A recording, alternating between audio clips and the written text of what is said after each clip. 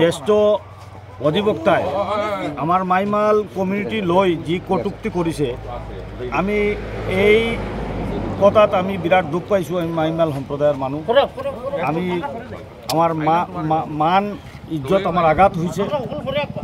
তেওঁক হকিয়ানি দিছোঁ যে এই কথাটো তেওঁ যাতে উদ্ধ কৰি লয়, আদাৰওয়াইজ ওপেনলি যাতে মাফ খুঁজে, আদাৰওয়াইজ তেওঁৰ কথা রাজনীতিক ইলেকশনের ময়দানত ভয়াবহ হব, আমি তার জবাব দিই।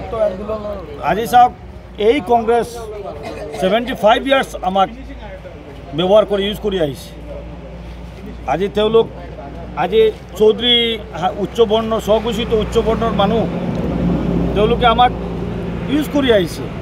আমার হকে কোনোদিন কোনো কাম করা নাই। আজি আমার হকে আজি আমি ওলাই আহিছোঁ। আজি আমার জাতির স্বার্থত, কমিউনিটির স্বার্থত আমি বিজেপিক সমর্থন কৰিছোঁ। এই কথাটো তেওঁলোকে সহ্য কৰিব পৰা নাই। গতিকে তেওঁলোক চৌধুৰী যে চৌধুৰী কমিউনিটিৰ মানুহ, তেওঁলোকে সদায় আমাক ইউজ কৰি আহিছে। নৰ্থ কৰিমগঞ্জত ইউজ কৰিছে, তেওঁ কেইবাবাৰ ইউজ কৰিছে। তেওঁ মুছলমান সম্প্ৰদায়ৰ ডাঙৰ দালাল আমি ক'ব পাৰোঁ, কাৰণ আজিলৈকে তেওঁ মুছলমানৰ হকে কি কাম কৰিছে। ইএমএফৰ জন্মত তেওঁ আছে, ইউডিএফৰ জন্মত তেওঁ আছে। উকালতিত আমাৰ মাইমাল সম্প্ৰদায়ৰ পাতাৰকান্দিৰ প্ৰায় 1000 ফেমিলিক তেওঁ দালাল লগাই পইচা নিয়ে আমাৰ মানুহৰ কেছ উল্টা কৰিছে। গতিকে আমি ক'ব পাৰোঁ তেওঁ দালাল, তেওঁৰ মতিভ্ৰম হৈছে। তেওঁক তেজপুৰত ইমিডিয়েট ভৰ্তি কৰিব লাগে। আৰু আমি দেখুৱাই দিম এইবাৰ মাইমাল কমিউনিটিয়ে, তেওঁ যিমানেই যিয়ে কওক ন, পাগলৰ দৰে বকি থাকক, মাইমাল কমিউনিটি এইবাৰ ভাৰতীয় জনতা পাৰ্টিক ভোট দি দেখুৱাই দিম। পৰিমল শুক্লবৈদ্য আৰু বিৰাট ভোটত আমি জয়যুক্ত কৰি তেওঁক 3 নম্বৰ পজিশ্যনত নিয়ে আমি দেখুৱাই দিম যে মাইমাল কমিউনিটিৰ শক্তি কাক বুলি কয়, আমি দেখুৱাই দিম।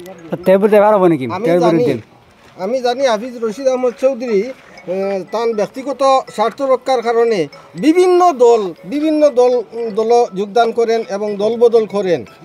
আমি জানি তাই যে দল যোগদান করেন এই দল জুট হয়ে যায়, যার লাগিয়া তাই বর্তমানে বরাক উপত্যকার আমরার মাইমাল জাতির অপমান করিটা তানোর এই জ্বলা সহ্য না, যার লাগি এর প্রতিবাদ স্বরূপ তাই আমার জাতির কাছে ক্ষমা ক্ষমা চাইতে হইবে। যদি না চান তাহলে